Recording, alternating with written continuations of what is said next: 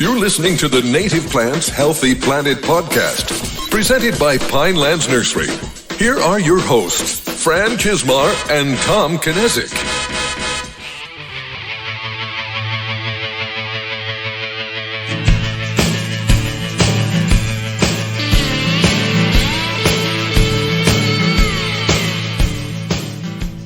Welcome back to The Buzz, brought to you by the Native Plants Healthy Planet podcast, presented by Pinelands Nursery. I am Fran Chismar. And I'm Tom Kinezic, and today we're buzzing into episode 170, and welcome back, Fran. It's welcome back to you, too. Not our first time recording live again. We're in the time loop once again, but it's our first Buzz episode, so we've been back. So how was your vacation? It was all, we haven't actually talked about it at all. We haven't talked about it at all, and we should probably not talk about it too much here. We can just give the gist of what happened. It was 10 days. I'm putting you on a timer. 10 days in Croatia. We visited 3 cities, Dubrovnik, Lopud Island, and Stone, and it was the best vacation of our lives. Actually, That's awesome. It spawned... We had such a wonderful time. It spawned the conversation about retirement, which is still far enough away. Yeah. But after a lengthy discussion, my wife and I have decided that we are retiring to Poland. Oh, no way. Yeah. So look at that. She just felt like being in Europe again. She felt at home. Yeah. She's like, I feel like me again. She Yeah. goes, it's something that I'm missing. And she goes, are you enjoying this? I'm like, yeah, I'm enjoying this. Yeah. So just cool. The culture there would be close enough that I think we've decided. My only caveat was I have to die first. Yeah. Because I'm like, we can't go to a foreign country and then you pass away and then I'm a stranger in a foreign country. Yeah. I'm like, but if I pass away first, you're at home. Yeah. So it's not a big deal for you. Cool. So very cool. So we have to work that part out. Yes, yeah. And you got a long time before. We got quite something. I'm sure those plans will flip-flop 50 times in the years to come, but that was the gist. And how was your vacation? It was good. So we went to Princeton, Maine, which is a little bitty town that's like 5 hours after you cross the border into Maine from New Hampshire. And just relaxed, fished. I got sick for a day and a half. Did you really? Yeah, I had flu-like symptoms. Oh. I was like down with a fever and just was out of it. You were down with the sickness? For a day. Yeah, down with the sickness. And but after that I recuperated and was able to enjoy it. I was hoping to do some botanizing and I really didn't do any. But now this is your son's, so this is somewhere that you've been going since childhood, and this was his first time there. His first time there. And how did he? He loved it. Okay. Yeah, he's at an age where he could actually enjoy it. And there's a lot of other kids from families that we knew, and you do this with a lot of it's families. a lot of people who were local to us all went, and a lot of them have dropped off over the years. But now you have the kids who were around when I was a kid. They were a little older than me. They were like teenagers when I was 7 or 8, and but they have their own kids who are now teenagers, and then my son's 3. So it was kind of like the same, watching what I experienced at the same time with those people. So, very cool. No, it was a good trip, and glad to be back. Yes, yeah. Wish I was still on vacation, but glad to be back at the same time. Same feelings. I totally get it. Yeah, it's neither of you or I really have had like a vacation in a while. No, it's been a vacation. long time. We've had time off, but we haven't had, hey, shut everything off and go away for a little bit. Yeah, a lot of we went on a cruise over the winter. Oh, I forgot. That was a vacation. That got postponed. And and then we went. But a lot of our other... But it wasn't a week, right? Were you only gone for a couple days? Like, when was the last time you went away for a week? Oh, was it? Okay. Yeah. All right. I didn't think it was. But it was, it was like Saturday to Saturday. Oh, okay. But the other thing was a lot of our other trips have been to, work related. Like, I'm going to work and we just add an extra day or two to add in. So yeah, a lot of mine have been like a day here, a day there. Yep. 2 days, 3 days, but not like a full week where you're going away somewhere. That was my first time since 2011 when we went on a cruise in December of 2011. That was the last time I had been away. Yeah. So happy to be back. Sad to be not on vacation, but it's all good. Yeah. But good to be back in the native plant sphere, and we have a couple things to follow up on before we get to all that good native plant information. First is we said it, that we're doing the T-shirt donation this episode. Yes. And who are we giving it to, Fran? You can say. All right. All right. So we collaborated. And this talked was just about it. I thought it was a great idea. Yeah. So we had talked about it, and the one thing that kept popping in my mind was our episode that we had done with, and I probably should have the episode number, but the Outdoor Equity Alliance and the work that they're doing, and we've talked since that episode, and we're happy to do more. We want to play a bigger part, and we're happy to extend that money. So we're both excited to be able to do this. Yeah. I know they're going to be very happy. So yeah. So we're excited, and then just keep buying more purchases, and the next one will come soon. So definitely.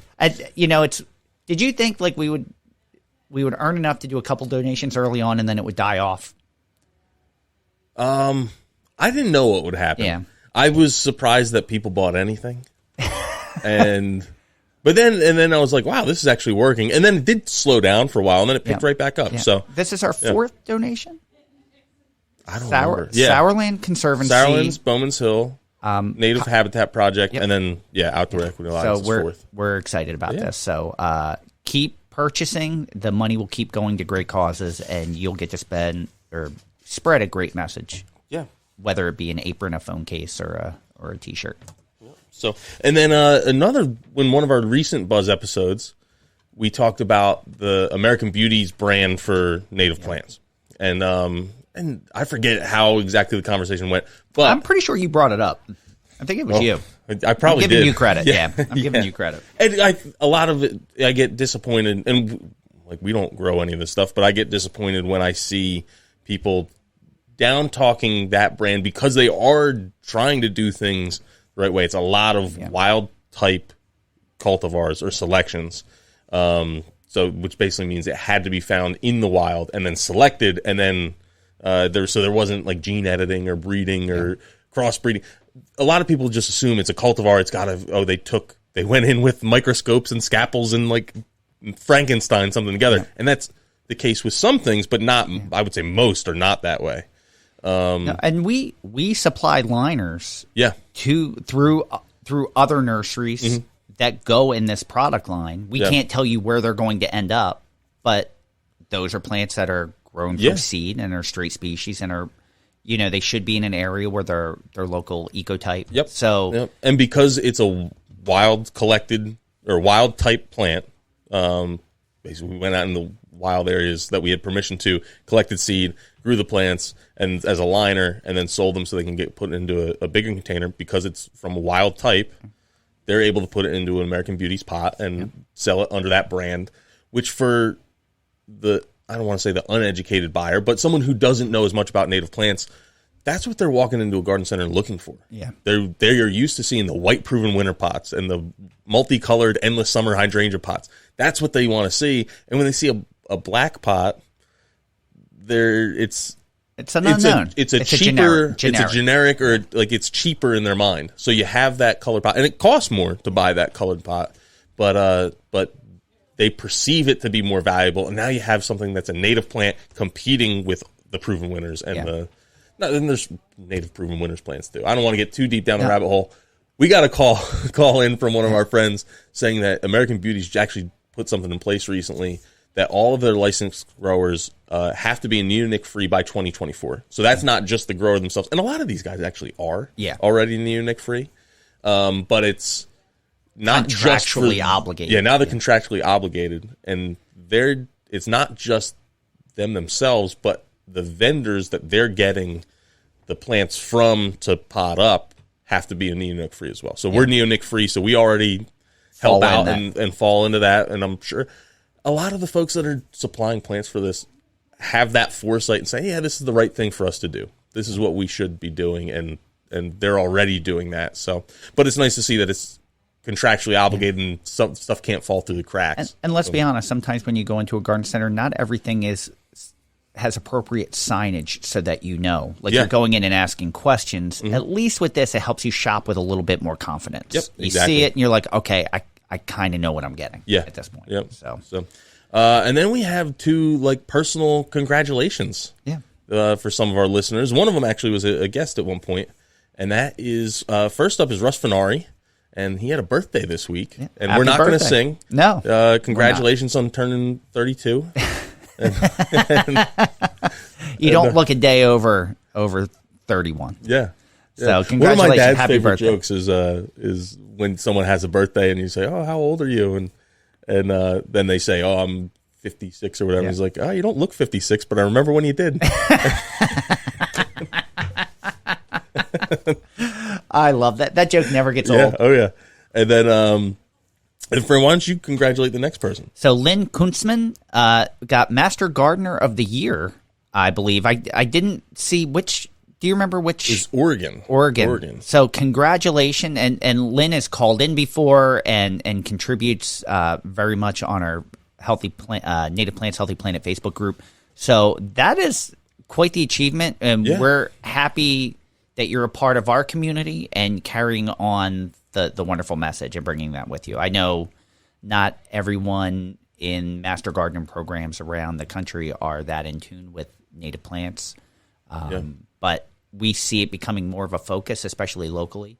And we're happy that you're kind of leading that way and setting a fantastic example. So congratulations. And, definitely. We're happy to see it. Thank you for sharing that with all of us. Yeah, no, we were really excited to see it, and it's I hope to see more of that. Me too. I know one of the comments was because Lynn wrote in that she was surprised because she's constantly telling people to plant more native plants, and one of the comments was like, "Oh, I wish my Master Gardener group was okay with me trying to do that."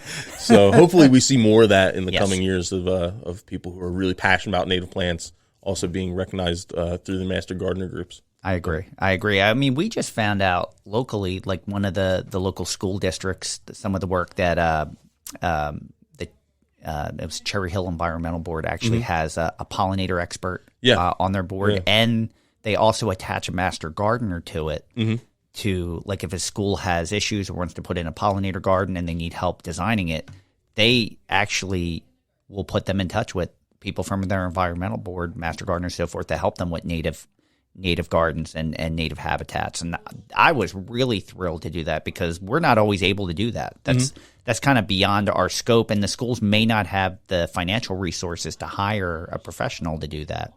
But the fact that they're making those resources available in their community is pretty progressive, and I was really happy to see that. So kudos to Cherry Hill, New Jersey, for that. And I'll even add to that, Fran. I think this is the same thing you're talking about, but it was the Rosa Middle School in Cherry Hill. Yeah, I just saw this morning. They actually won. They had a native garden kit project, and it won their student group first place in the New Jersey Climate Challenge. And they actually get to go visit the governor's mansion, talk to the first lady of New Jersey. Yeah, that's pretty awesome. So yeah, that's pretty cool. That's exciting. So we love seeing that kind of education being done at a student level, because that's the next generation that's going to carry the torch. And we kind of discussed that a little bit in next week's episode that you'll hear a little bit with our guests from TerraCycle. And we're really big proponents of school programs that help with native plants and native nature and habitat. For sure. So, Fran, why don't we get into the plants we're vibing with this week, and that's hot. It's hot. I was waiting to mess up since it's been so long, but I didn't. I'm still kind of surprised we haven't got a cease and desist over that yet. It is very short. Maybe it counts as parody law. Yeah, I think so. I hope so.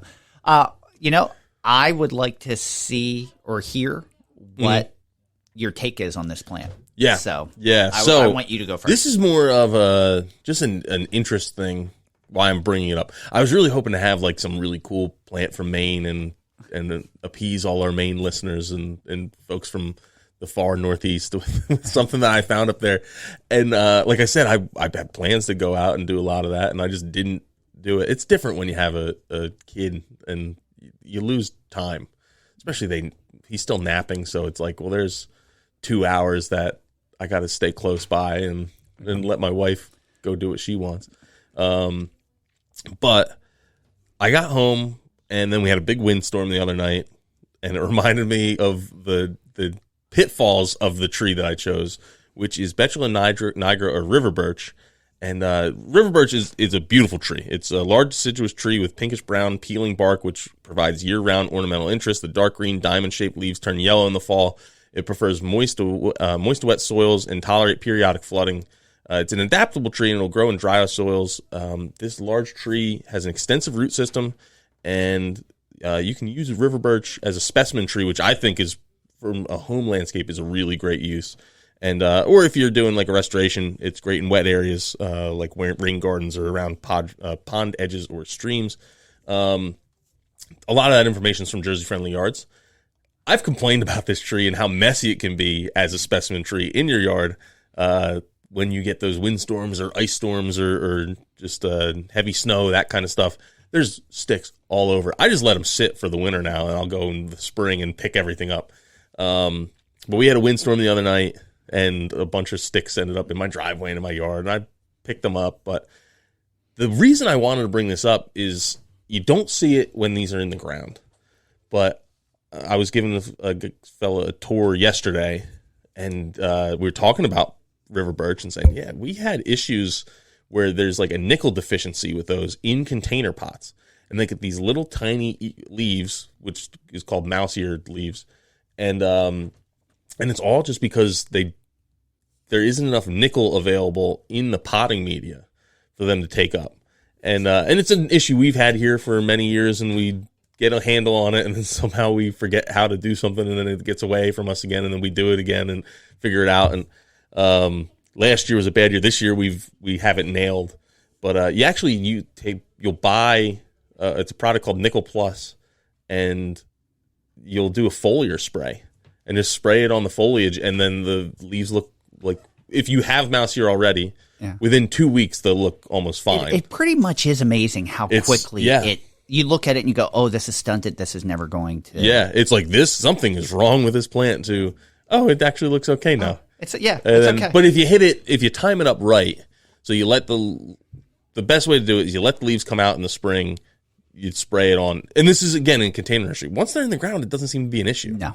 But and even I've read reports of trees where they had this, they went and planted them in the ground, and then they never saw the issue again. Yeah. So there must just be enough nickel in the ground for it to absorb. But yeah, it's just something, if you're in a nursery or you are in a nursery setting. I've had the one guy yesterday. There's another guy in Virginia I was talking to on the phone, and he was just said something about it. I'm like, oh, it might be this. And I sent him the link, and he's like, oh yeah, I think that's what it is.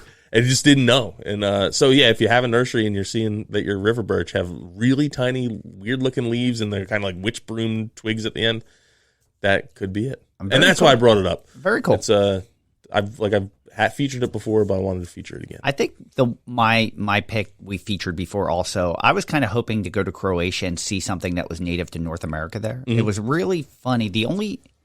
Out of the plants I knew, the only plant I knew that was actually native to the Mediterranean, which was all over, was oleander, which if you're in the like North Carolina, South Carolina, along the beach, there's oleander everywhere. So it's something you see and you recognize immediately, and you're like, oh, I'm seeing it in its natural conditions because it's native to here, but everything else was not even native to there. It was like bougainvillea, which is native to South America, olive trees, which actually were brought to the Mediterranean from Asia. What else was it? A lot of Asian sycamores. Okay. Which I thought was interesting. Like there were some like 500-year-old Asian sycamores, things like that we saw. But yeah, nothing that was, didn't see anything North American. A lot of agave, which really, I think, which is only native to a certain part of Mexico. Have you ever seen agave blooms? It looks like a tree. It looks like I guess I've in pictures and videos, but it looks like an umbrella pine coming out of a yucca plant. It's pretty amazing. But like to see those on cliff sides and so forth. Yeah. But it was just amazing. I'm like, I really, other than the oleander, I'm not really seeing anything that's native to here, which was, but we also didn't see a lot of insects or birds. Like there were only swifts and some seabirds, and we didn't, it was really void. I think we saw one bee and one butterfly in 10 days. Yeah. Interesting. Really, So I'm sorry, I cut you off. I was going to say that we have an employee here who, when he goes home to Mexico for the winter, his family has like an agave plantation. Really? And they make mezcal. That's pretty and awesome. he says he wants to bring some back. He should definitely bring some back. I encourage that. So, but anyway, my plant of That's Hot is sweet pepper bush or sweet shrub, which is Clethra alnifolia. And it was blooming in my backyard, and I love this plant. I realized I have planted this plant in every house I've ever lived in. It gets 3 to 6 foot tall, so it stays a good size. It can get 10 to 12 foot tall, but it takes pruning really well. It takes sun and shade. It takes wet conditions to dry conditions. It takes sandy or clay soils. Nice pale yellow fall color. It's relatively disease-free, somewhat deer-resistant. The deer still nibble a little bit on mine, but they're supposed to not be one of their favorites. Many birds eat the fruit. The flowers are blooming now in July and August. You can smell the spicy perfume scent as soon as you come in my backyard, which is awesome. It's showy white to pink spikes that will attract bees, butterflies, and hummingbirds. And there's a lot of different cultivars out there, too. I know there's like a rosy pink one, which I think is Clethra alnifolia rosea. There's a hummingbird, which is a dwarf one that stays even smaller. So you can get it in some shape or form, even if it's not straight species. But this one's so popular, you can find the straight species most places. Yeah. So I think the cultivars are probably less likely than finding the straight species. So just one of my favorites. It's kind of, I'm sure we've highlighted this at some point before. I'm sure we did, but I don't remember when. Yeah. I think I did because I saw it. It was a year or two ago. When it's in bloom, you see it a lot driving through the Pine Barrens. Yeah. It's just like on these little ditches on the side of the road. So it's just for a small shrub that you can keep. If you want it more to look more formal, you can prune it. And it takes so many different conditions that technically I think it's a facultative wet plant. Like you find it mostly, like if you're driving the interstates through Maryland, you find a lot of it on the right on the woods edge along the highway. Same thing if you're going on the 42 or Atlantic City Expressway going to through the Pine Barrens. You find it all along the edges of the woods as you're heading to Atlantic City or the beaches. Exactly. So just it's a hard plant not to be successful with. And if you want to get someone started off and get them to plant a native shrub, that's a good one to start with. Yeah. There's a lot of interest, different season interest. As soon as it opens, there's bees all over it. I love the seed on it, too. Yeah, it's pretty awesome. Yeah. It's pretty awesome. It resembles the flowers, except it's gray and just like it's one of those ones I feel like I have to touch and strip all the seeds off of. So. Exactly. So 2 great choices. If you don't have them in your yard, both of them are great choices to make additions. And I guess that's it. Yeah. So let's get in some of this week's botany-based current events. And of course, it's a competition this week. It was a drubbing. So, Fran, let's do this or that. So I think the score is high enough because we did this a month ago. That would make sense. Yeah, so there's been a month worth of voting. It's still not close. No, but my article was on rain and prairie restoration and how it relates to prairie restoration. And Tom had one on navigating nurseries, and that was with the Wild Seed Project up in Maine. I actually won 31-7, which that kind of just shot. I just think enough of our listeners that are in an area of the country that have prairies or are trying to restore prairies, it kind of resonated with that. I think whenever we talk about prairies, they tend to do well. It tends to do well. So what do I typically choose? To go last? I think you like to go first, but you can go whenever you want. All right, I'm going to go first. I couldn't remember. I'm like, I'm going to change it up and go first. Yeah. But I was like, so I picked a small one, but I saw this one and immediately got interested, and I think this will interest you as well, Tom. Mm-hmm. So my article is called "A Second Species of Ramp or Wild Leek was Documented in Pennsylvania." The article is by Jeff Mulholland from Penn State University, and I found this article on phys.org. The presence of a second species of ramp, Allium burdickii, commonly known as narrow-leafed wild leek, has been documented in southwest Pennsylvania by a team of Penn State researchers in a new study. The plant species never before has been documented in the state, and the researchers suggest the discovery show a need to protect remaining populations of the plant. The more common and well-known broader leaf ramp species, Allium trichocum, is widespread in the state and often collected, eaten for thousands of years by Native Americans. Ramps are valued for their strong garlic-like aroma and onion-like flavor. More recently, they've become popular among foodies and restaurant chefs, leading to an increased demand by urban consumers. Allium burdickii likely has been in Pennsylvania a very long time. According to a team leader, Eric Burkhart, associate teaching professor at the Department of Ecosystem Science and Management, his research group in the College of Agricultural Sciences has been studying the distribution and abundance of forest herbs such as ramps, golden seal, and ginseng for nearly 2 decades. We think one at a time there was probably a much more widespread and perhaps contiguous population of the slow-growing perennial plant that occurred through western Pennsylvania to the Midwest, he said. But now, Allium burdickii seems to be found in only isolated populations in increasingly urban areas outside Pittsburgh.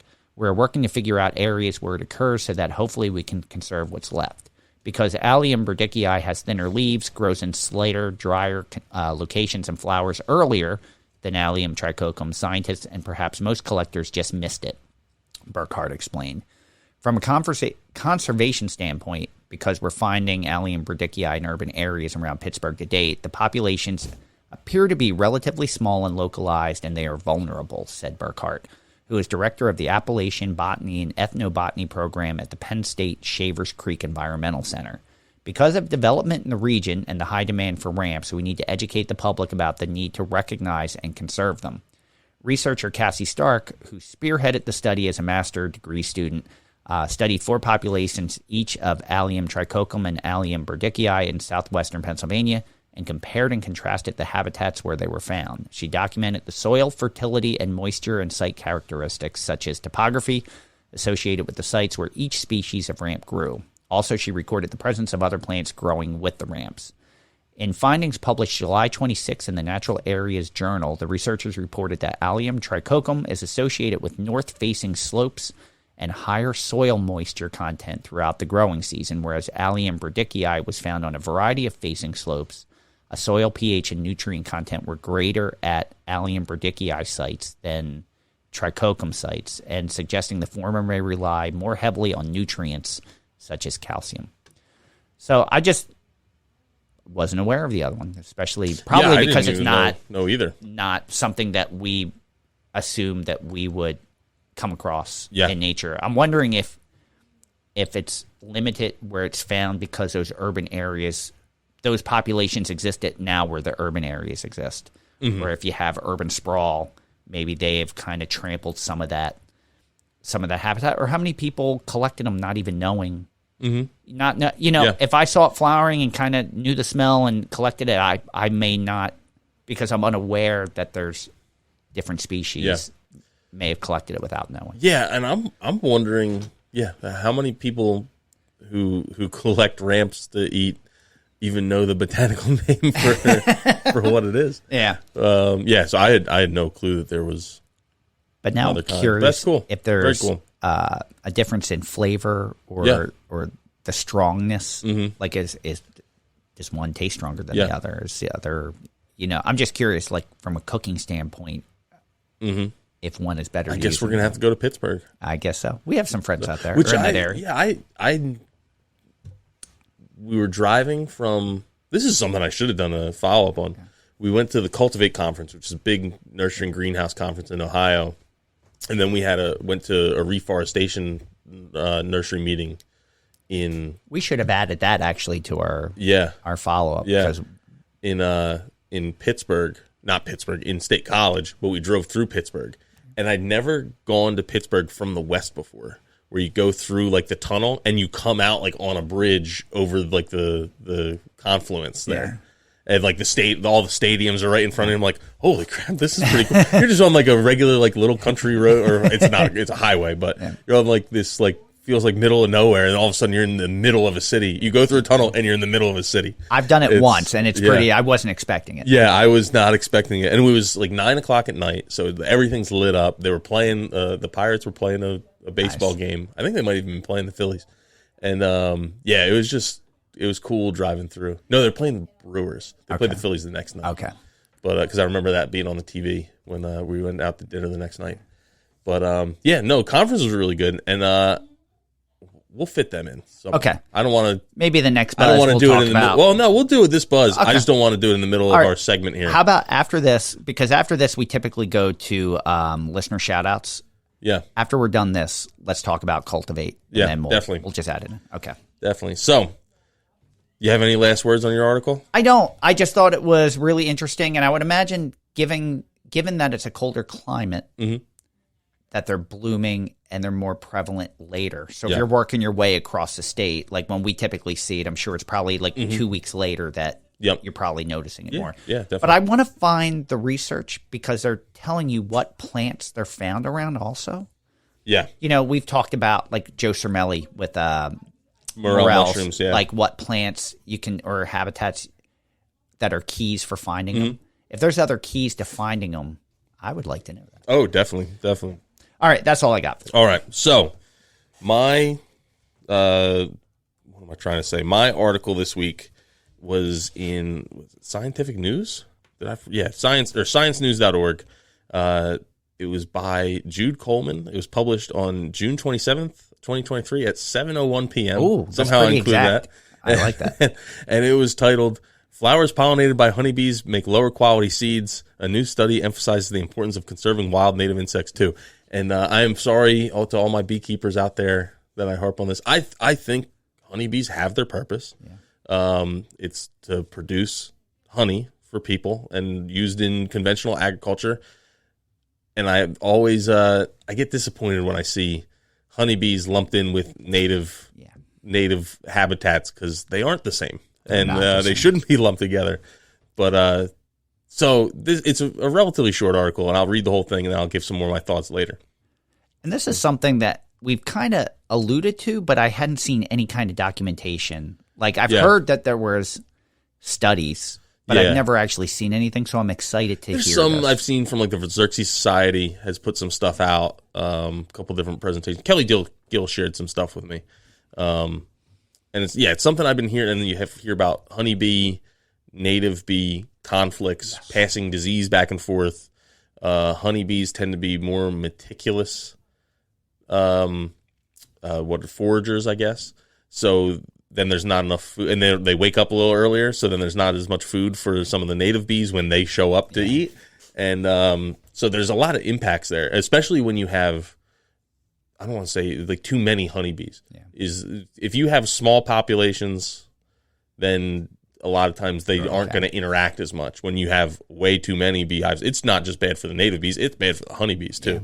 So, so I'll read a little bit and then get into more of my thoughts. So, flowers pollinated by honeybees make fewer and lower quality seeds than flowers visited by other pollinators. That could be because honeybees spend more time buzzing between flowers of the same plant or on the same plant than other pollinators do. As a result, more of the plant's own pollen is deposited back on itself, leading to more inbred seeds. Researchers reported on June 28th in Proceedings of the Royal Society B. Honeybees command a lot of attention in insect conservation circles, in part because they are important for pollinating our food supply. But the findings emphasize the importance of prioritizing pollinators like wild native bees, moths, and butterflies in conservation efforts too, the researchers say.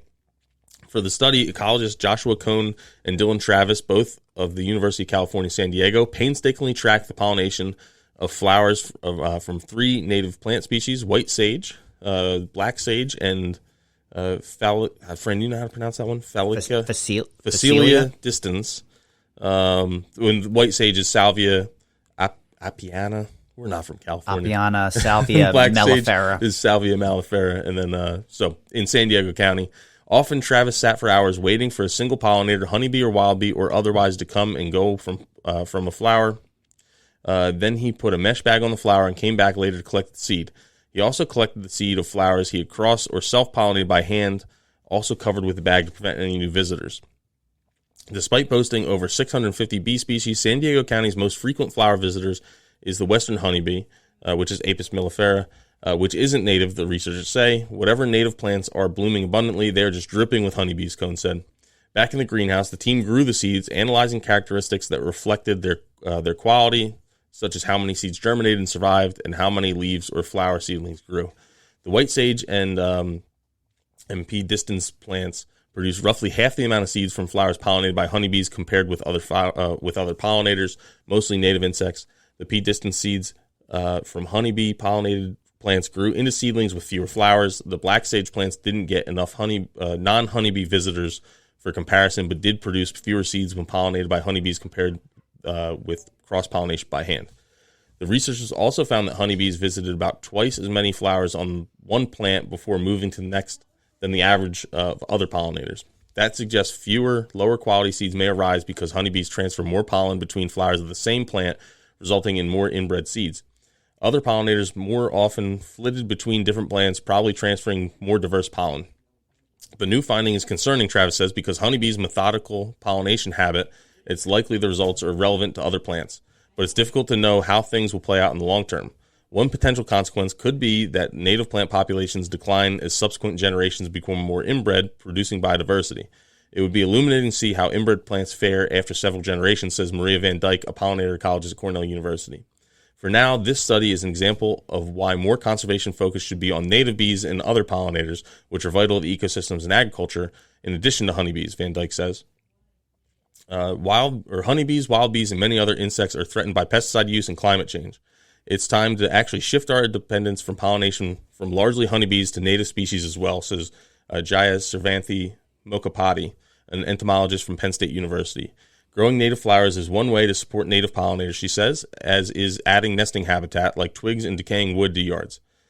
So that brings up a lot of points I hadn't even thought. I hadn't thought about inbreeding and what that means for future generations of that plant genetically down the road. Mm-hmm. Like after we're gone, how that changes that community. Yeah, exactly. My one question, having read this, was if you're, and I understand why they did it, but how much of the pollination benefit is actual from multiple visits? So if you have a honeybee or native bee, whatever, comes to visit the flower, you go in and cage it off in a sense. If you hadn't done that, how many times would that flower been visited afterwards by both honeybees and native bees? Good question. And does that? I would assume that contributes to better pollination and better seed results. You would have to think. But I don't know. But that doesn't necessarily. If you just had multiple honeybees going to it, and then one native bee came in, what's the difference there? These are all questions I have no idea how you even research. But from a just face value, one honeybee versus one native bee, it's pretty interesting to see how much better the pollination was from our native bees. And we've heard this from other folks anecdotally with blueberries and cranberries and that kind of stuff, which are varieties of native plants. That they've seen, it seems like the native bees do a lot better job. So I get better pollination, I get earlier fruit set, I get better fruit set on my blueberries, and I don't have any honeybees. The honeybees were chasing the native bees away. And we've seen cranberry growers go to the fact where they were bringing in honeybees, and not only did they stop, they improved the habitat for the native bees to promote it. And we're saying, oh, this is way easier and way better for everything. And it's because it's the way nature intended for it to work. Mm-hmm. And we keep trying to loophole the system. But if you actually do it the way it was intended, the results were way better. So, I don't know if my brain would have ever have gone to reducing biodiversity over time. Yeah, which makes sense. If you're that each plant is now reproducing with itself, basically, and so you're having just less and less gene transfer. What's going to happen? These tend to be relatively short-lived, but so 50 years from now, what does that population's genetics look like? And then going back to the Sam Droege analogy, we don't know what we've already lost. Exactly. What's happened since honeybees came here? What would it be, like 250 years ago? 300 years ago? So we only probably know the biodiversity and records for probably maybe the last 40 years, maybe. Yeah. Now, I'm sure someplace we've talked about this with other studies in England, they seem to have a better record of those things. Where maybe you can track it back a little bit. But here, you don't know what that biodiversity was beforehand or what you've lost. Yeah. So I don't really know. And then the Genome Project is only, when that happened, my science teachers in high school are going to be so mad that I remember that. Was it the 60s? When they do so. And that was with humans.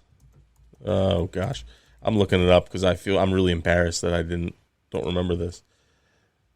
I remember there was the Human Genome Project was like a thing when I was going through high school, and they were like,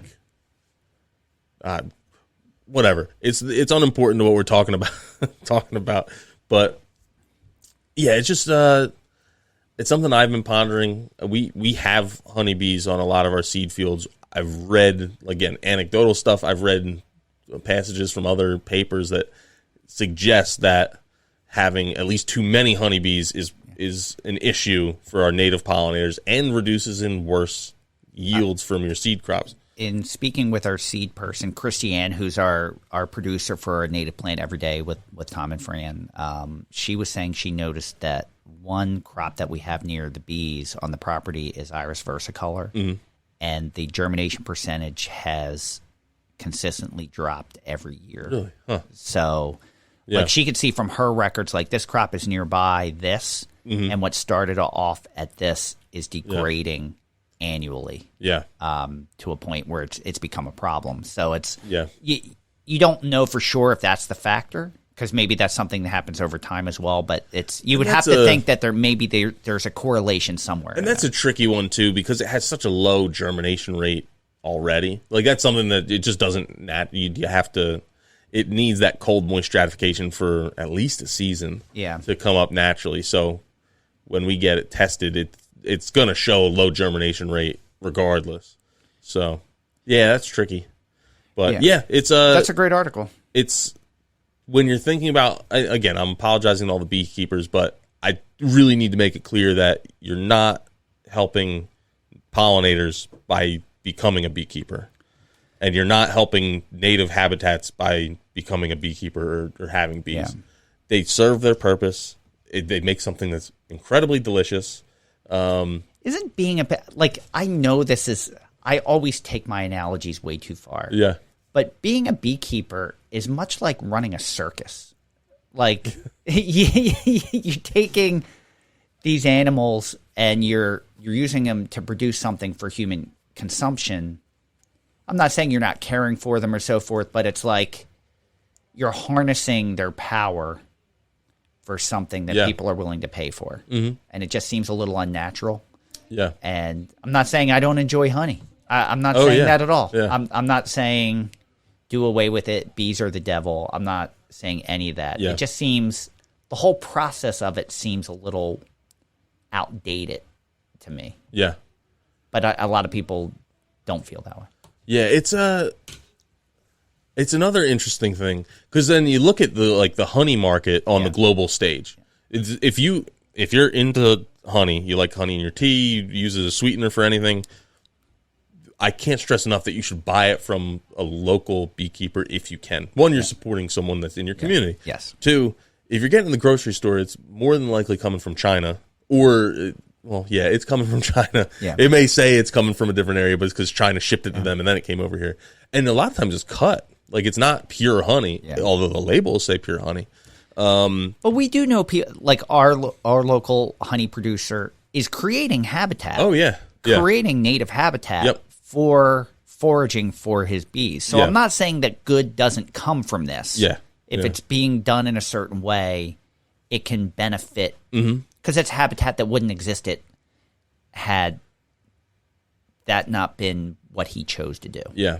So I guess there is good. I'm not saying, like I keep saying I'm not saying it's evil, but there's things about it that raise questions.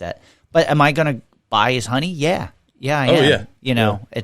I am. I can't remember the exact analogy, but there was an analogy I read in an article or something. I didn't think I even brought it up here many episodes ago, but it was like the idea of honeybees helping native pollinators is I think this was the analogy. It was like opening up a kennel for dogs and saying you're helping wolves. Yeah. It's like, I'm helping the wolf population. Here's my kennel full of domestic dogs. Yeah. It's realistically that, I know it sounds crazy, but that is almost what's going on.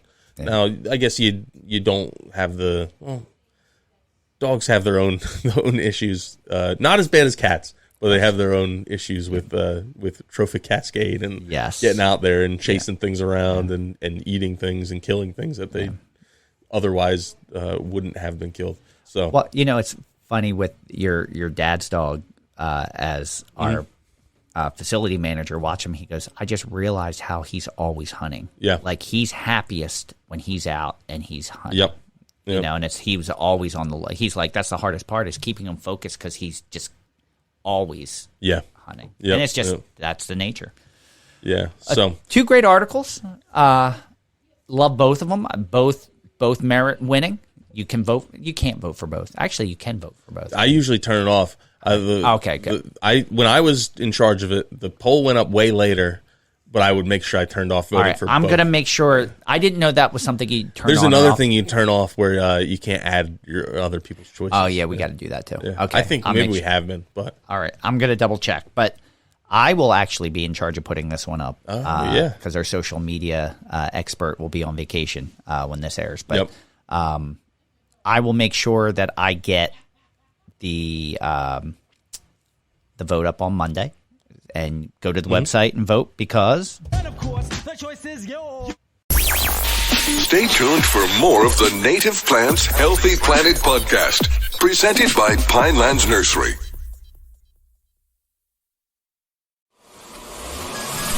Welcome back to the Native Plants Healthy Planet podcast, presented by Pinelands Nursery. All right, we typically do listener shout-outs, but let's talk about Cultivate. Yeah, so Cultivate is in Columbus, Ohio, which is a nice city, I guess. It's relatively small. And but it's a college town, Ohio State. Yeah. The Ohio State. Yeah, so anyway, you have nursery and greenhouse people from all over the world come to this. It's really good education, a lot of good vendors. Yeah, it's the premier summer trade show. Yes, and which there used to be if you go back 3 decades, there were a million trade shows. They've all kind of died off as the internet. There was less of a need. Like a lot of nurseries only had, if you were on the West Coast, you may have one sales rep east of the Mississippi who would travel around and actually stay with his customers in his travels. And but now there's a sales rep per every county, or you could just go online. So they found a need because the education is so good, and there was a void in that thing. Sorry, I didn't mean to talk about no, you're right. I think that's what created this monster good trade show in Ohio in the summer. Yeah, so it's in downtown Columbus at the Downtown Convention Center. Whole thing is packed, and there's companies from the Netherlands. You'll have folks from California. I know there's like a lot of folks from South America come up. There's people from all over the world that are at this trade show. Oh, most of them are from the U.S., but one of the big themes, not just in the presentations, there was a lot of native plant presentations, but then you'd go to a lot of the booths, even companies that weren't traditionally into native plants were promoting native plants. And then folks that I knew, this was another thing. Now that I've been doing this for a while and I know a lot of people, the keynote session, I was a little late for it, so I didn't get to go. I didn't go in. I ended up talking to someone outside, and I was at the top of the escalator where everyone had to walk by. Yeah. And I ended up being there for like an extra 45 minutes because of so many people stopping that I saw. And that was like people I'd talk to for like 3 minutes, and 2 or 3 more people would go by that I'd have to wave to and say, "Oh, I'll catch up with you later," because it's just, I don't know. Yeah, you get into this and then you start getting to know everybody. But so many people know we did native plants, and they were purposely, we didn't have a booth there. We were just walking around, but they were coming up to us to say, "Hey, my boss," or if they were the boss, "We're really interested in doing more with native plants. We should talk a little bit more." Awesome. And figure something out. So, which is encouraging. We're finding, I mean, you and I have meetings set up. We're hearing that more and more, and we're happy to be able to spread that message and work with these companies that want to take a bigger role in that. Yeah, it's encouraging to me. Like, I don't have an issue getting native plants, but I know a lot of people do. This is really encouraging news because it means that the end user, as a consumer, you're going to be able to go to your local garden center and find maybe not just native plants, but species native plants, and then locally grown native plants. You may even be able to go to your local box store and find those things, which is one of the biggest complaints that we hear. So things are changing. it took a while, but we're starting to see the wheels move a little bit. Exactly. So that was really fun conference. Good to see a lot of people. We do a native plant growers meetup at a lot of these conferences now. I think we had close to 40 people. Oh, wow. That's amazing. I meant to ask you about that. Came out to that, and from when I counted, it was like 40 different people. I want to say it was like from 10 or 11 different companies or 12 different companies and 9 different states. Wow. So it's and you have folks from Illinois and Pennsylvania and New Jersey with us, and I'm trying to remember who. Maryland, Ohio, Georgia, Wisconsin. Georgia was the next conference. Oh, okay. All right. Missouri. So they're all over the place, and they're all just end up in the same city. And we have the same issues. We have the same thoughts. So why not get together and talk about it? So awesome. Then we got in the car. This is my brother and I on this trip. We got in the car, drove through Pittsburgh to go to State College, and it was the Northeast Southeast Combo Reforestation Nursery Conference, and they do this every year. One year it'll be in the South, 1 year it'll be in the North, and they had some cool stuff on the agenda, and we were driving by anyway, so I'm like, oh, why don't we go to this too? And we actually toured a gentleman around our nursery before the conference started, before we went to Ohio, who has a native plant nursery in South Africa. His name's Sia, and it's Nguni Nursery in South Africa, and got to talk about what they're doing, growing native plants there, how they're getting them. They're doing all wholesale growing, but how it gets to the people.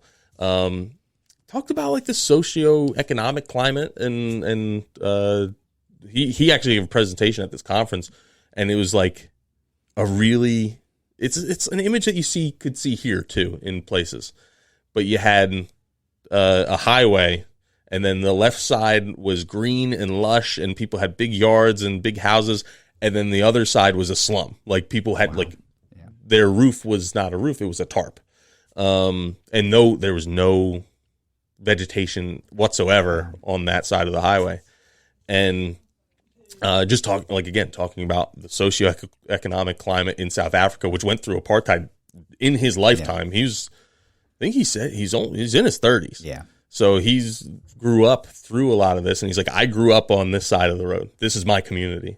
And I want to make sure that those people can grow up and realize I can start a nursery that's not just a nursery, but growing native plants that can help rebuild our. He actually had a great analogy, somewhat similar to that, was saying you don't know that you love ice cream until you don't know that you're going to crave it until you've had a taste of it. Yeah, you don't dream of ice cream until you've had ice cream, and then you dream of ice cream all the time. But until you've had ice cream, you don't even know it exists. Yeah. So his whole idea was we were.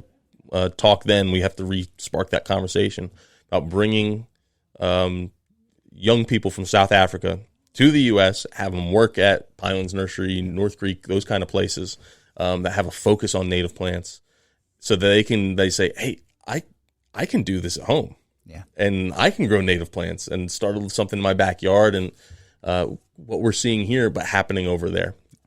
So just really inspiring talking to him, and nice to have a friend in South Africa that I get to go visit. That's very true. So he was at that conference, and it's a lot of state nurseries, which have their purpose. It's always the private and public nursery thing is always a bit of a what's a pinch point? It's a point of contention. And we've seen it work well, and we've seen it not. Yeah. Where it always works well is when state nurseries work to support the private sector. Yeah. So that we're all working together for the end consumer. Yeah. Other than that, it gets a little tricky. Yeah. I don't mind like the giveaways. Yeah. And it's like, hey, we have all these plants and we're going to give them away. It's when they step in like a competition space. Yeah. That's where it gets like tricky, because then it's from our perspective, it's taxpayer money. You have a government funded entity competing with something they don't have as much skin in the game, I guess is how I like to put it. They don't have to be for profit. Yeah. So it doesn't, because it's taxpayer money. If they operate at a loss, whatever. Yeah. It's a different model. And there was an instance where my brother was talking to someone. I kind of overheard it, and they're showing him pictures of oh, look at this new piece of equipment I'm getting, and this and this and this, and he's like, I've been to the nursery. It's small. Like, what do you need this $250,000 piece of equipment for? Yeah. Like, we don't have one of those, and we're doing way more than you are. There's a state nursery not too far from us that has a multi-million-dollar cooler. Yeah, we're like, wow, imagine what do you have that for? Yeah. Like, it's just amazing. So they have their purpose and they have their benefit. But like I said, it can be a point of contention. We're not going to go too deep into that now. No. We've already probably gone too far. So it's a lot of state nurseries there doing a lot of bare root stuff, and it's from the public side of things. It can be frustrating to watch how they do stuff. From like, oh, that wouldn't fly with how we would have to do it. And then two, it's like, I can't believe you have that many hurdles. You need to get a tire changed on the work truck, and you need to call this person, and then they have to call this person. You can't just do it. It has to go through this whole chain to get done. Yeah. So, it's frustrating going to some of these places because it's just like everything just seems a little crazy. Yeah. But, and the one place we went was it was Pennsylvania Game Commission. This was actually pretty cool. It was an old CCC camp that was like their office was in one building, and then they had like a wood shop in one. And so you're going through their like bare root sorting. They get harvested. It gets put on this like long conveyor belt, and people are grading them and sorting through and cleaning them up. And then there was just a hole in the floor, and they all got dropped down the hole. And then you had someone at the bottom who would then take them and bundle them and then put them in the cooler to storage. But it was just like, it was a little creepy. Like you're in a little dungeon area, but downstairs. That's interesting. I'd like to see. But got to meet up with a lot of other native plant growers at that conference as well. The real highlight of that trip for me was listening to our former guest, Sarah Fitzsimmons, from awesome Penn State, and then you held the back. American I didn't know you Chestnut got to Foundation, meet her. And we got a behind the scenes tour of their little plantation there. So I have a couple videos I got to clip up and that's awesome and put out there because you wouldn't think it would be so exciting walking around all these dying trees, but they were doing cross pollination and bagging off the flowers so that nothing else could pollinate them, so that they could introduce the genetics that they want to. And like, this is Darling 58 cross, and with Darling 58 being one of the transgenic varieties that they are finding will resist. I don't want to say resist. What was the term they used? It'll tolerate the fungus. Coexist. And so it can coexist, and the fungus really won't cause any damage, but it doesn't kill the fungus or get rid of the fungus in any way. They just kind of coexist. And she was saying there's a lot of really cool other varieties that are coming down the pipe. So they're like, Darling 58 is amazing and it's great, but we can't go all in on Darling 58 because there's so many better things coming. Yeah. And it was cool being around there and very cool. Hanging out with like someone I saw on Zoom, and now I get to meet him in person. So that's awesome. Yeah. I like that you waited to tell me that. Yeah, frankly, Fran, I forgot that I didn't tell you that until Fran and I haven't seen each other in 3 weeks. So no, it's a lot of catching up. Yeah, that's awesome. And that happened like right after you left. So it happened 3 weeks ago. Yeah, that's true. That's why it's not fresh on my mind. That's true. Yeah, I mean, we didn't talk about vacations because I got back 10 days before I saw you again. Yep. So you just get right back into the work thing. But, speaking of getting back into it, listener shout outs? Yeah, let's do it. All right. Listener shout out. So I'm going to get mine out of the way because you have a lot. Yes, I do. Yeah. So I wanted to give a shout out to Andrew the arborist, our former guest from just about a month ago or a couple weeks ago. For someone that's so popular on social media to be so accessible, I mean, he was accessible to us, but Andrew was answering questions that came in on the YouTube feed of the podcast and giving feedback on how you can become an arborist and like very thoughtful, very helpful information.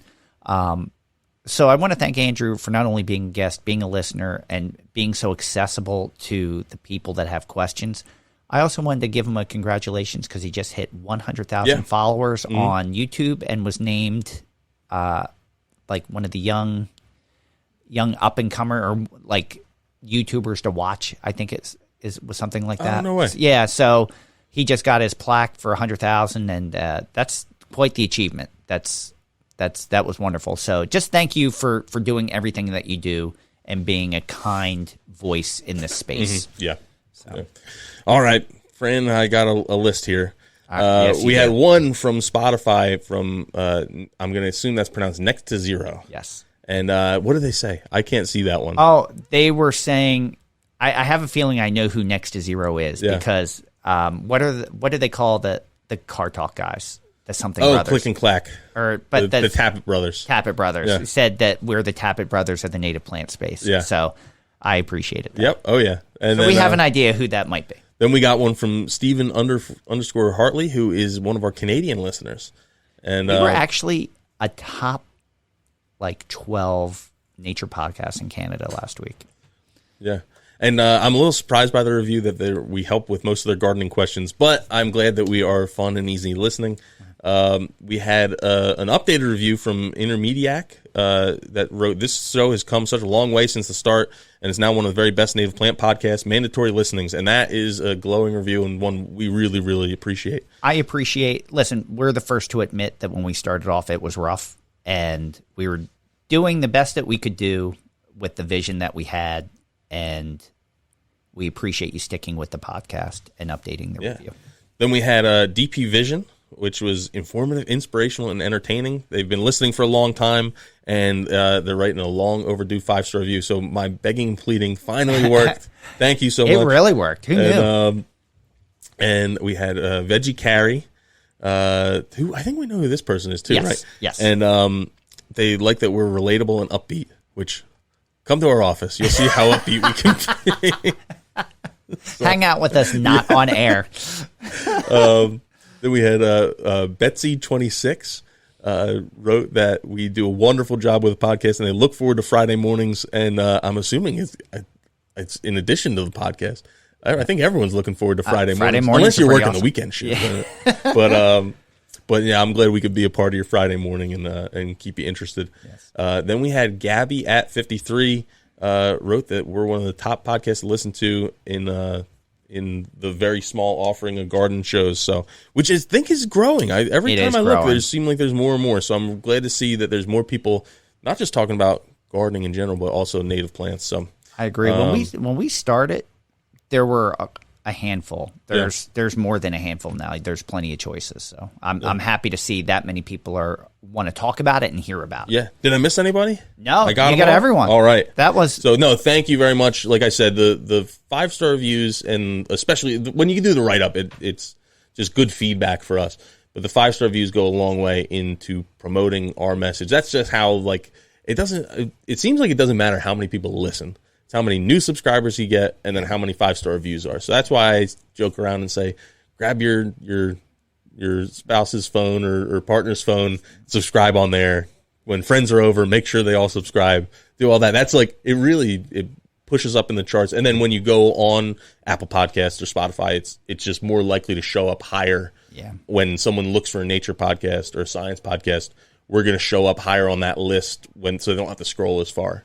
So that's how it helps. We can't thank you enough. With all your listening and all your work, we've actually been catapulted into the top 1% of all podcasts globally. Yeah. Which is out of 3-point-some million podcasts. So yeah. So Sankara Vedantam, here we come.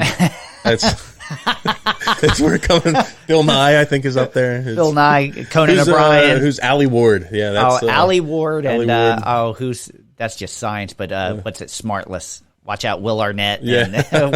And Sean Hayes and Jason Bateman. We're coming for you. So yes, they're in a different stratosphere. But, yes. No, very, very grateful for all the reviews and kind words that we get. Thank you. And because it's been a hiatus since we've recorded in a while, we actually got a few questions. I want to ask you a bunch of questions. And I want to have them answered immediately. It's a simple question. No, I didn't hear you. What was your question? So we were excited to have some questions and comments to respond to, and let's just click into the first one. Hi, Tom and Fran. This is Christy from Maryland. I assume that when I buy a tree or a shrub from a nursery, that it's grown from cuttings and not seed, because just growing a tree or shrub from seed would take too long, so it's not really economically viable for a nursery to do that. I am also assuming that maybe growers have like one or two mother plants that they take cuttings from. So I'm wondering if you can talk about this on the podcast. And I'm asking because it kind of relates to the ongoing discussion about straight species versus cultivars and the fact that straight species have more genetic diversity. So I'm wondering if nurseries are growing plants from cuttings, aren't they just basically selling what amounts to cultivars with no genetic diversity? And I buy both, straight species and cultivars, but I don't really like the debate about purity, just because it seems to lack merit, because really if nurseries are growing their trees and shrubs from cuttings, don't they lack genetic diversity anyway? So it would be really great if you could address this, and thank you very much. Bye-bye. So that's not as easy of an answer. Yeah, that's a real it depends kind of answer. It really does. And having worked at all different kinds of nurseries, there's multiple answers for that. So I would think if you're buying a straight species plant, there is a huge bare root market. So we talked about bare root, where someone grows a plant, they may grow it from seed, grow a seedling, let it grow on, and then they harvest it from the ground with no soil when it's dormant, and they store it and they ship it either in the fall or in the spring. A lot of straight species natives, a grower or nursery may buy a bare root liner in from another nursery. Now, what the seed source is that, it could be, if you're in New Jersey, it could be Michigan, it could be Florida, it could be Oregon. But they're doing a lot of the straight species natives from seed done bare root. Yeah. Now, you can do cuttings. For us as a nursery, like say willow you can grow from seed, but it's much more effective and easy to do it from a cutting. But we're going out into the wild to a huge population, collecting over a large amount of plants and rotating where we collect from.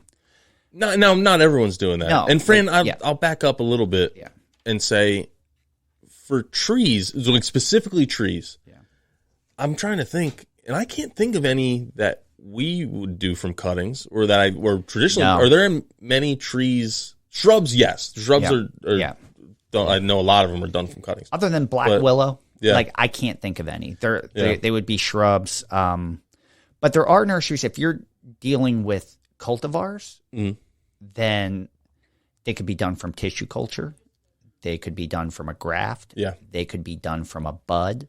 They could be done from seed. Well, not from seed, but there's multiple. They could be done from cuttings to a graft. There's multiple different ways. Like when I worked at Princeton Nurseries, we had stock blocks. So we were doing cultivars where you're grafting scion wood from a ginkgo. They had 20 trees that they collected all the scion wood for, but it's also a clone. It doesn't matter. There's so many different ways. It could be, if it's a grass, it could be from a division. If it doesn't produce a viable seed, that's where, like with trees specifically, that's where it gets really tricky. Because I would say the majority of the bare root trees grown on the East Coast for sure, probably across all North America, are grown in Oregon. But that doesn't mean the seed's from there, because there's seed from New Jersey that I know it goes out to Oregon, gets planted in Oregon, and then the plants get shipped back here. So but I would say, for the first part of the question, if you're buying specifically a tree, and it was a species tree, not a cultivar, it's probably was seed grown. It was more than likely it's from seed. But that, like, once you get into shrubs or cultivars selections, but the other part of your question is one of the things I think about. Even if you were just buying, or I look at it this way, even if you're just buying one, you go to the store and you get one purple cone flower, you've basically made a selection. It was not really that much different than if you had gotten a cultivar. If you were going to get one, you're getting three. Okay, now it's a little bit. There's a magnification for how many for the benefit based on how many you're getting. If you're getting 100, okay, now there's a like really outweighs it to get a seed grown plant versus some kind of cultivated selection. So, and then obviously thousands, tens of thousands, hundreds of thousands, millions. The higher that number gets, the more important it is to have the genetic diversity than have a selection. Yeah.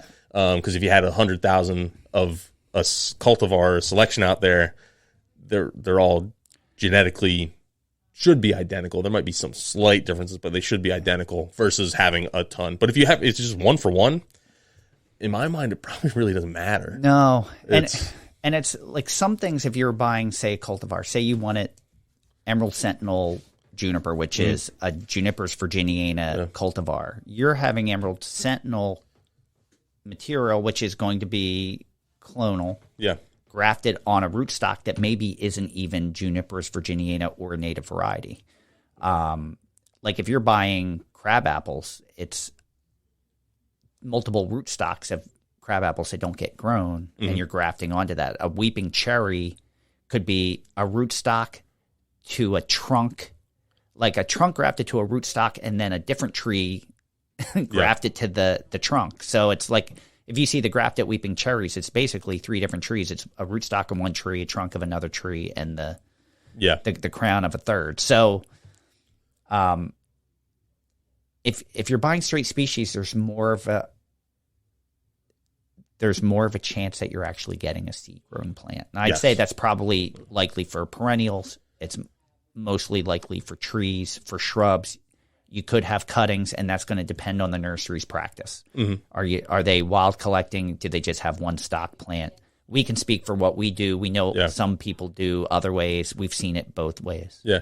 You want to get even more complicated is the folks who don't want to pay the patent money for the selection. They'll just sell it as a species. Like we talk about river birch, is if they didn't want to pay the patent money for heritage or Durahit or something like that. Is one where they just sell it as a river birch, and when you walk in, they go, it's. When I did the purchasing, and it was hard for them to have this when I did it at Princeton Nurseries, because we owned so many patents.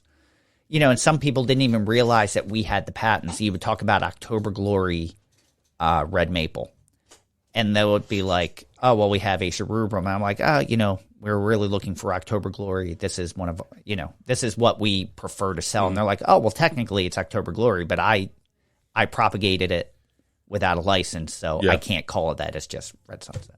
Or it's just Acer rubrum. Yeah. And you're like, oh, okay. You realize we have the patent. Yeah. That, right? It'd be a lot of those conversations, but I didn't even think about that. It's definitely much more complicated than you would think, because there's so many different practices and ways that you can produce a tree. Yeah. Going with straight species, there's more of a likelihood that you got something from seed. Now, where the seed's from? Yeah. Did they collect all the seed from one plant, or did they wild collect it from a forest with numerous plants? And that's the other benefit to going to like a small local native nursery, is more than likely they collected it from someplace local to them. They aren't buying in plants from Oregon and getting them shipped in, because it's just cost prohibitive to do that at that size. You're doing that when you're getting pallets of them or tractor trailer loads, not 10 or 20. You have to be able to trust who you're buying from. There's no 23andMe for trees. There is, but no one's doing it. So when we're dealing with a large environmental firm or a large engineering firm or a DOT, we can bring them into the nursery and show them our seed cooler, show them how it's labeled, like how it's collected, discuss that with them, and they can trust us and know. But someone could easily say this is the right provenance and lie, because there's no way to really fact check or double check. Cost effectively, there's no way to do it. You're going to take the information based on face value. Yeah, we've just thrown a ton of information out there. But so I guess to simplify, and then I think we're missing some part of the question too. Yeah. Simplify, if you're getting a species tree, not a cultivar of a tree, more than likely it was seed grown, but that doesn't necessarily mean that it was seed grown near you. If you're only buying one, or diverse or pick from a diverse collection. Yeah. If you're only buying one, the upside of getting a species versus is there's a chance it's a local ecotype to you. The downside in my mind is you don't exactly know what you're getting. Yeah. Where if you go with something that was a clone or a variety cultivar or something like that, then at least you may not know where the origin is, but you know what you're going to get out of it. Sorry, I got sidetracked. There was a hummingbird moth right outside the window, like looking at you. Yeah. So it's it is complicated. So it's a lot of it's just find what your preference level is and then do your best to match that. And when you can't, cut yourself a break. Yeah. So hopefully we answered your question or we completely confused you. But it's you can't really assume. Like hopefully we provided enough pointers to help guide you in the right direction. Yep. And I don't think it's a matter of purity because every plant is different genetically. So it's straight species. There's genetic diversity. When you talk about, through time and adaptation, if something were to hit a community, most of the times you have the extremes where American chestnut, there weren't resistant elms. There were natural resistant elms. Like if you had 5,000 Iris versicolor and a disease were to come through, you might lose some. Mm-hmm. Others are a little different and they're going to react differently. So the community, because there's enough genetic diversity, hopefully there's enough difference that if something were to come through, it wouldn't take out the entire entire species. And I guess that's what I'm trying to say is when you're only getting one or even like two or three, it's okay. You're buying the seed grown because of the genetic diversity, but if there's only one, what genetically diverse from what? There's just one. Yes. So it's a population level thing.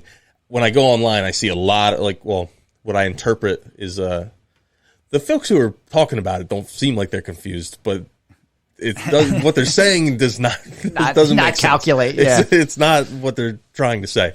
Yeah. That's it is a tricky thing. It's hard to give like a definitive recommendation because it's different for everything. Like what I could say, go to Toadshade Nursery. I know you're going to get something seed grown from a locally sourced ecotype. Yeah. They probably picked Wild it Ridge themselves plants. from Wild Ridge plants, same one.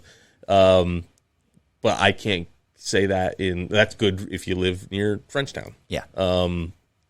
If you're in Maine, does that really help you? No. Is that going to help you know that versus find some place that's near you, but that's not available to everyone. So. Well, what you can do is you can collect your own seed. Yeah. You can join seed swaps. Mm-hmm. You can contact a seed company that is giving you the right things, and you can you can become an amateur propagator. Yep. So that's always an option too. You don't have to buy the plant. So many of our listeners are doing that themselves and sharing pictures on the Native Plants Healthy Planet Facebook group of their winter sowing and so forth. I always feel a little crazy when I say those things, like what we just talked about, because it's not what we do, and it's not our mission and our message. But I don't know. I just hate to see the wrong information getting out there. I agree. And it tends to be a little bit over. Folks get a little overzealous with what they're saying. And it's to a point where it's no longer correct. Now, did we water it down a little bit? We may have. There may be even more intricacies that we didn't discuss. There definitely are. There definitely are. But I think for an overall summary, for a cliff note, it's pretty decent. So, all right. You ready? We have another question, right? we still have one more, Hi, Fran and Tom. My name is Zach Rittner, and I'm an environmental science teacher at Scotts Plains Fanwood High School. And I've been listening to your podcast for the past few months and have really enjoyed it. I've used a lot of the lessons I learned from listening to your podcast, as well as some on-air advice you guys gave a couple of months ago to help my students create their own pollinator garden in our school's courtyard. That pollinator garden has generated a lot of buzz, pun intended, from both students and staff who want to see the project expanded. For reference, the courtyard is about 150 feet by 90 feet, but our current garden is situated in a 12-foot by 12-foot raised platform next to sort of a small gravel path with a few other smaller beds that we're using. Right now, the principal and I have been kicking around some ideas of how to help transition the courtyard, which, by the way, is completely enclosed, so it's kind of completely walled off. Deer can't get in. but has an open roof, so birds and insects can definitely get in like you guys said they would. But we're looking to transition that back into a more natural space by planting trees, asking the ground staff to stop mowing the grass and adding a wildflower meadow, among some other ideas. Since you guys are the experts, I thought it could kind of be fun to kick out the question of, what should we do next to the Native Plants Healthy Planet listener space. I'd really love any sort of insights on how to make the space whole again from an ecological perspective and encourage more birds and insect species to colonize the area. So far, I've seen bees making a big comeback, as well as about 10 different species of birds at our feeders, including house finches, killdeer, and even barn swallows. Actually, the other day, I saw a sharp-shinned hawk fly overhead getting mobbed by, I think, some grackles, which was pretty cool. Anyway, thank you for everything you do and for taking the time to listen to this message. It really means a lot to me and the students. Zach from Scotch Plains Fanwood High School. Zach is actually a second-time caller, and he sent some photos along that you haven't seen yet of the project that they did, and the courtyard is looking fabulous. Yeah, awesome. So I would like to throw this out to our Native Plants Healthy Planet Facebook group, but we have some suggestions as well. But I would love our listeners to also chime in. One, I'm surprised they're getting killdeer. There must be a lot of stone in the courtyard. I was thinking that. But one thing that struck me where you mentioned feeders. So one of the things you want to do is create food for those birds over the winter to draw them in. You'll find eventually you won't need those feeders. So one of the things, just with what's there, don't cut it back over the winter. Leave the seed heads there to attract the birds that are already finding that area. They'll come back.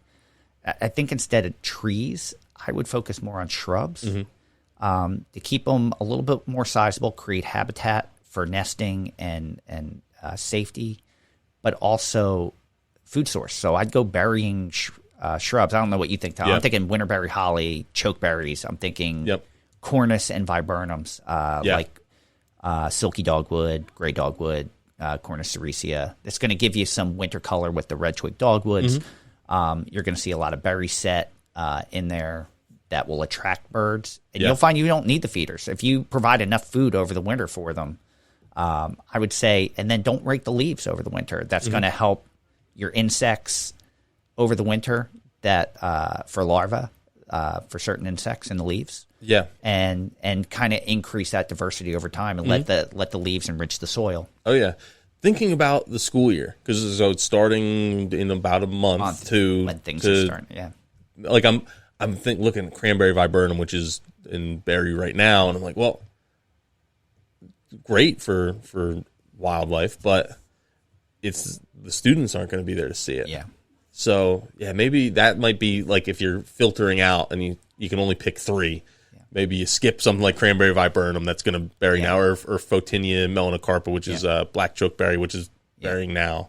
Elderberry is another one that's in berry now. And then you get stuff like winterberry holly's one where it's going to, and the bird, it's not a bird favorite, but they'll get to it. Same with chokeberry. Actually, chokeberry, even though it's fruiting now, although it doesn't get eaten, it kind of drops off. But like some of the later fruiting items may be good when the students are there. But if it's a shame. Like I've noticed black cherry, probably not something you want to plant there, but the birds are going absolutely crazy, like fighting in black cherry trees. Sassafras is another one that you could probably keep somewhat small that birds love, but you'll see the birds come if you provide that habitat and food source. Because with the seed, you're getting certain birds, but you're not getting the diversity you would see if you had the fruit. So I think that would be a good place to start, and it would keep the height a little bit lower without going crazy tree-wise. And I think the cultural, like having them not mow is good, having them not rake the leaves, not cutting the flower heads back until the spring, let them go until March, April. So you have bees overwintering in stems. That type, you have goldfinches feeding on seed heads. It's a much more natural way to increase that habitat. I didn't even think about school year. You're absolutely right. Like most of that is going to be fall.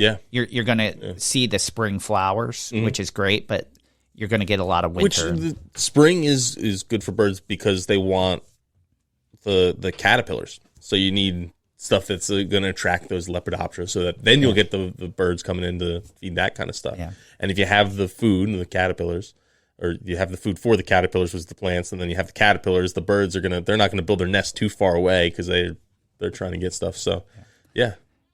No, it's awesome that the job you've done so far. It's really exciting. I agree, and we thank you for the work. We talked about this earlier in the podcast, but thank you for the work that you're doing with educating. And actually, in the reviews, Vegetarian is another one that is doing a lot of work with students and creating habitat. And we're seeing more and more of that, and that makes us so happy. And I know it makes a lot of other people happy as well. So we have no Grow Read a Book, no Tom's Petty, no... Which is good. I did that on purpose. Because we have a lot. We're already almost at about an hour and a half. Yeah. So the only thing we have left for you is Take It or Leave It. And this I thought of this while I was on vacation because we saw fireworks displays. And I started researching. I'm like, how do fireworks affect nature? Yeah.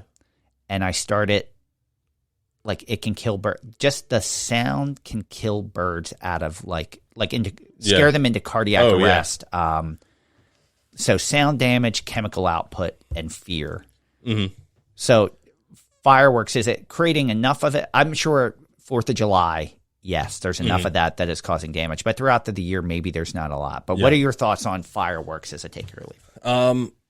The big one is the fear aspect. Like, what makes it relatable is think about how your pets, specifically dogs, react on the 4th of July when there's fireworks. When I had dogs, they would hide in the corner in the bathroom. So what is that deer or raccoon or bird, what are they thinking when all this is happening? Yeah. It's even more foreign to them. I guess my assumption is where you have your bigger fireworks displays are going to be more towards urban areas where you're going to have less wildlife. Like I'm thinking about Philadelphia does it over the river, right? New York City does it over the river. But then you have all the home firework displays that they're right next to the woods. So I'm not a huge fan of fireworks. I go to them in our town just because it's what you're supposed to do. Yeah. But I don't love the whole concept, especially from the ecological aspect. I don't know enough about like the chemical output. It's gunpowder essentially. What that's falling. I know there's a lot of litter from the paper that's falling on the ground. I don't know what kind of chemicals are in that. Like other than the gunpowder, that might be harmful later on. You know, in my community, they started doing the 4th of July fireworks behind an abandoned Kmart, and everyone parks in the parking lot. Yeah, and it's kind of there's no wildlife. Yeah, I shouldn't say there's no wildlife, but there's not a lot of trees. There's it's less, urban. It's less. It's probably less of an impact at that area. I know that you can evaluate anything in this way. You could say, gas stations, they're just leaking gas into the soil. You know what I mean? Like, you can pick apart anything. I just hadn't thought about the sound damage and the fear aspect to wildlife. Yeah. And after witnessing some firework displays, I was like, I guess on a grand scale, this, on the 4th of July, that's probably like Fright Night in nature. Yeah. Because it just keeps going. And that's what I'm sitting there and I'm like, I wonder what the birds and deer are doing right now. While we're sitting here enjoying this and got an ice cream cone and sitting in a lawn chair, and it's like the wood line is right there. What are the birds and deer doing right now through all this? And raccoons and squirrels and all that. What do they think is going on? This has got to be World War III. Yeah.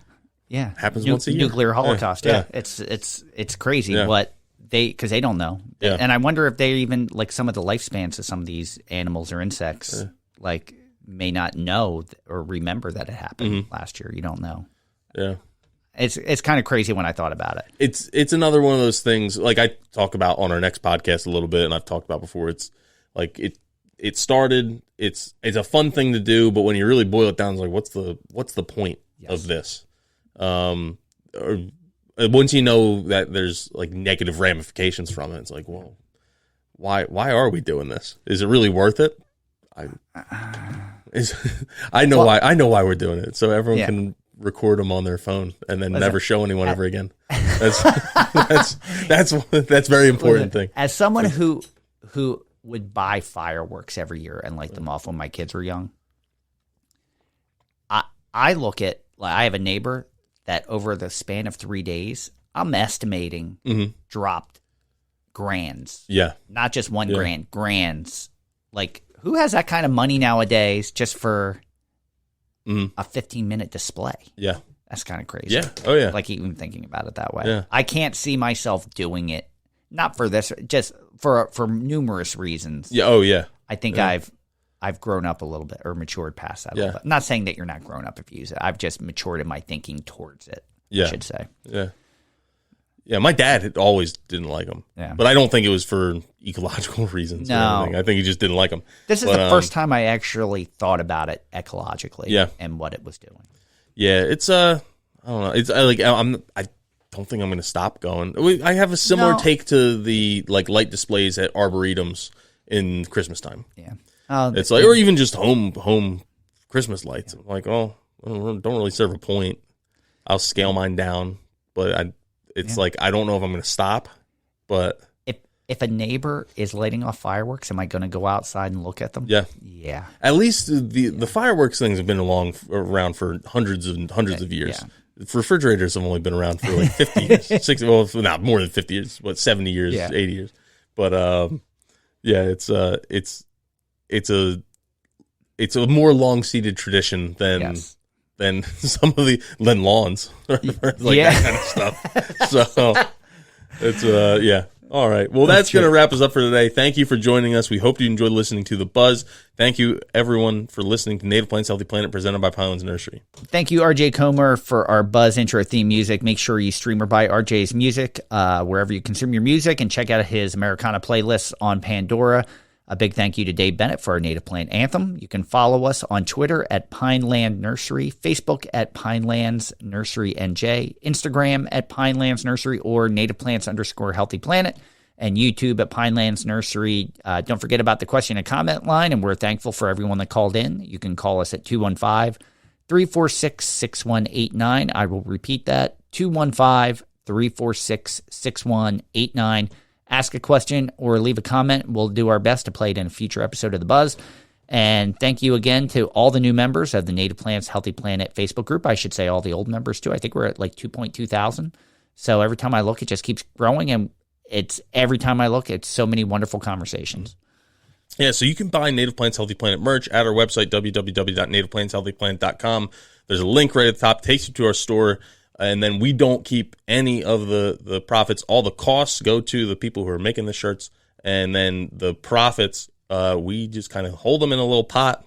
Not a physical pot. It's a little pot online called PayPal. And then when the sum gets large enough, we're like, hey, we should do something with this. We pick someone who's usually been a guest and say, this is someone we feel, it's not a large sum of money, but it's something that we feel could make a difference to them. There's bigger organizations that obviously deserve money as well, but they have plenty of people donating to them. So we want to pick organizations that a couple $100 can make a big difference. Yeah. So all that money's going to folks that you've heard on here and are doing great stuff in their communities. So you can also listen to our podcast on our website, but you're probably going to listen on Apple Podcasts, Spotify, Stitcher, really wherever you consume your podcast.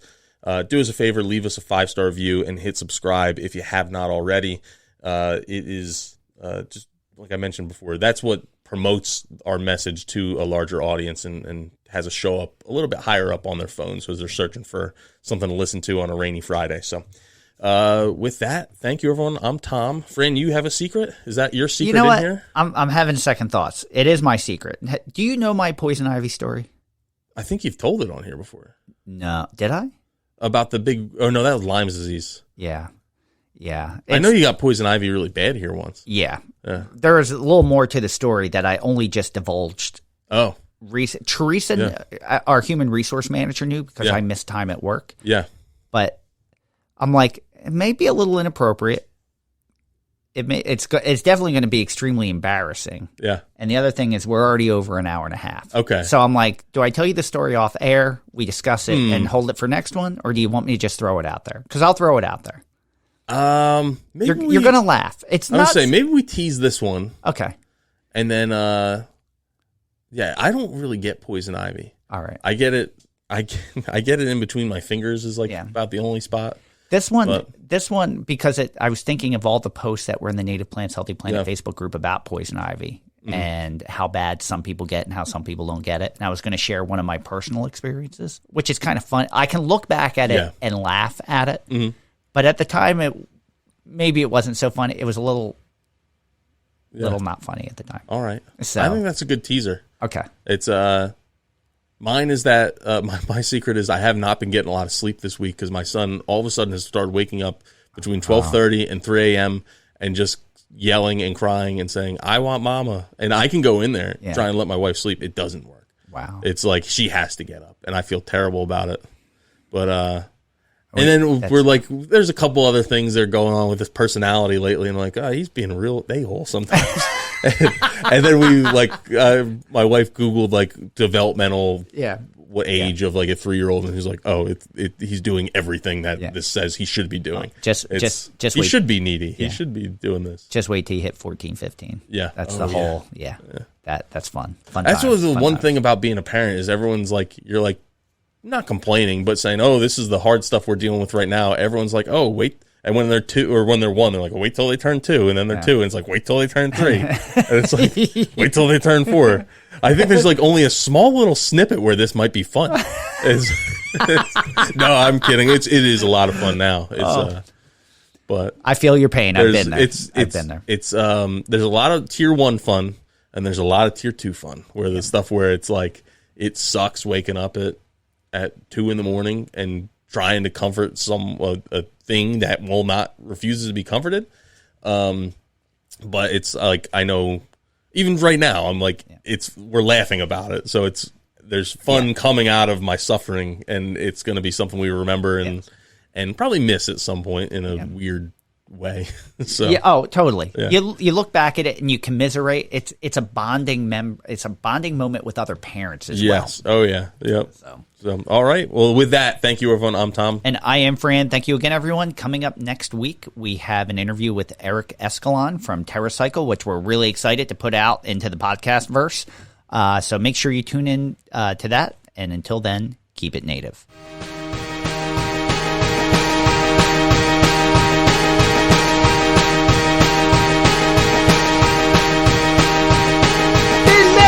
Woods, wetlands, and dales grows a bounty of beauty that never fails. Our native plants, so diverse and so rare, treasures of our land beyond compare. From the ferns below, soaring oaks above, each plant has a place, each plant needs love. Monarch caterpillars munch milk, wheat so tall, bees buzz about, sipping nectar from all. Oh, native plants, how you grace this land. In your diversity, we will take a stand.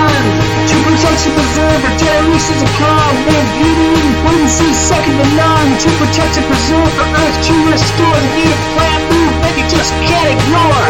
Goldenrod, asters, and flowers galore. Monarch so stunning, can't help but adore. Their colors, their fragrance, a feast for the eyes. Their value to wildlife, no need to disguise.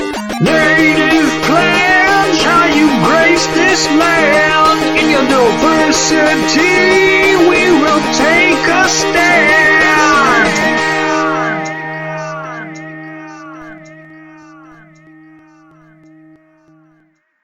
Thank you for listening to the Native Plants Healthy Planet podcast, presented by Pinelands Nursery. Remember to like, share, follow, and comment.